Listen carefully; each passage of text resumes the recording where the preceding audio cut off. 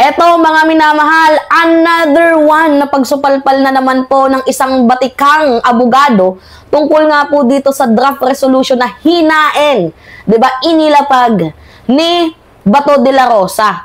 Ngayon, ang sabi dito, yan, basahin natin mga minamahal ha. Kill impeachment resolution wala sa konstitusyon. So sa madaling sabi, baseless. 'Di ba? Nonsense ba? Yung ginawang draft resolution ni Senator Bato de la Rosa. Actually, mga minamahal, wala talagang sense. Dahil unang-una, si Bato de la Rosa, dito na lang tayo sa madali ang pagpapaliwanag. Si Bato de la Rosa, supposedly, Senate judge. Impeachment trial judge. So, hurado siya. Ngayon, dapat, ang nagiging rule niya dyan is, nagiging neutral, fair sa kanyang mga komento, sa kanyang mga nilalahad na opinyon. Kasi magiging hurado siya. Kaso ang problema, masyado na siyang obvious. Hindi niya dapat ginagawa, 'di ba, na mag-file ng draft resolution na ang gumagawa naman dapat nun ay si VP Sara Duterte kasi siya yung nasasakdal.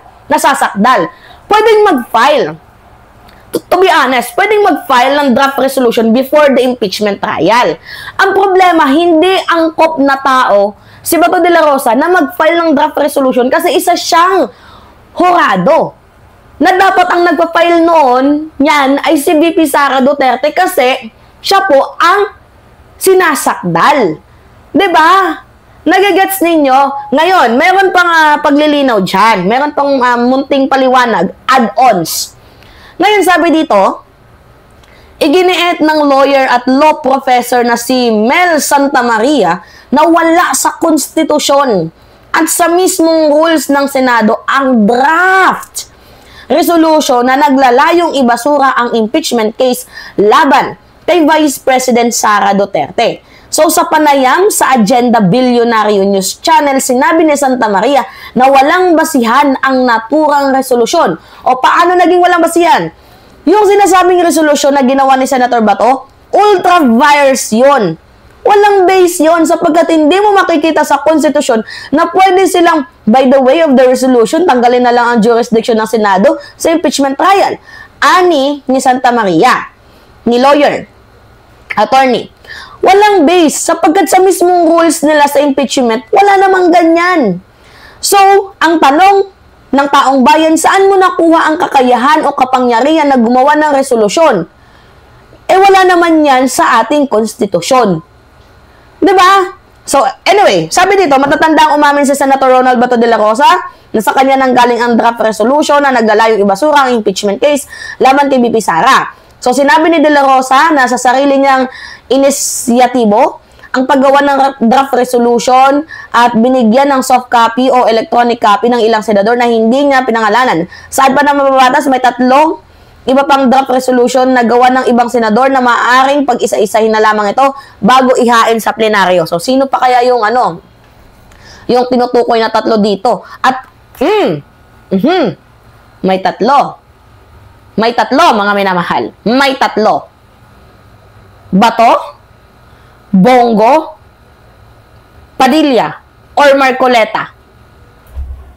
Pwedeng yung mga pangalan na yon. Gets ninyo, mga minamahal? Pwede. Diba? But anyway, yung ginagawa ng mga senador na yan, o sino man yung tanginang tatlong yan, hindi ba kayo nahihiya sa taong bayan mismo? Or sa mamamayang Pilipino na lang? Sa mga butanteng bumoto sa inyo, sa mga taxpayer, hindi ba kayo nahiya? Napaka-unconstitutional lang ginagawa ninyo. Sa madaling sabi, betrayal of public trust yung ginagawa ninyo. Niloloko nyo ang taong bayan. Hindi ba kayo nahiya? Pinapasweldahan kayo ng taong bayan, pero anong ginagawa ninyo? Mga pang-personal na interest lang ang isinusulong ninyo. Diba? Ilang law expert na yung nagsabi na yung Senado is a continuing body. Ilan pa bang tao ang magsasabi ng mga mas maangas, may mga alam mas matitindi pa sa inyo? Anong laban ni Robin sa isang constitutional lawyer?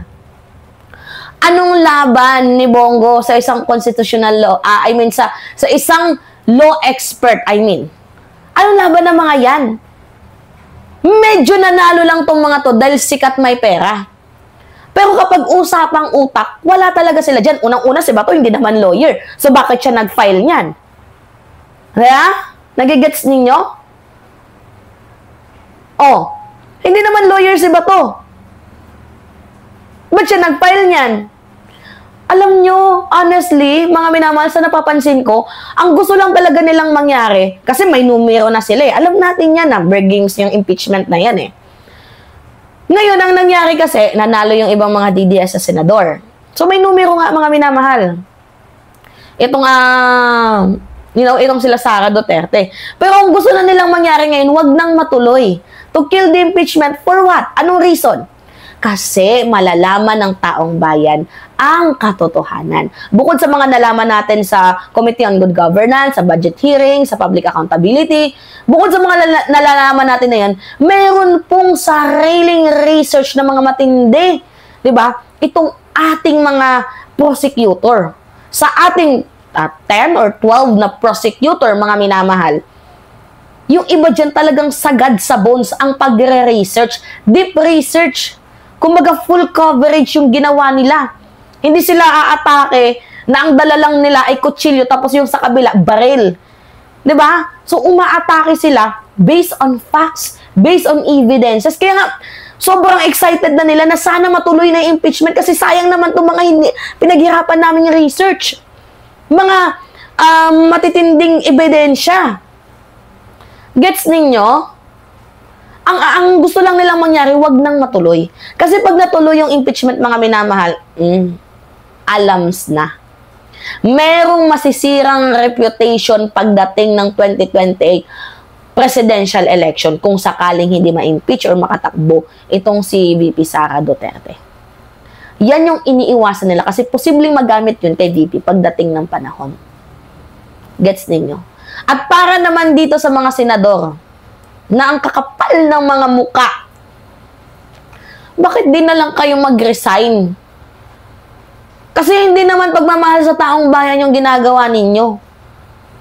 Puro pangungupal, puro panggagago, mahiya naman kayo sa mga balat ninyo. Walang kwentang mga senador. Masyadong in-uplift yung political interest nila. Masyadong self-serving. Hindi senador ng taong bayan, senador lamang ng mga Duterte. Nakakaiyak, pero wala, binoto nyo eh. Nagpauto kayo sa 2,000 Meralco bill ni Marcoleta. Well, nanalo naman si God dahil sa kanyang malasakit center. Pero si Bato, yun yung hindi ako makapaniwala. Ang gigigil ako. Ang minamahal, ang gigigil ako. Alright. Anyway. It's me again, Alicia nyo. And nababalik ulit para sa ating panibagong video.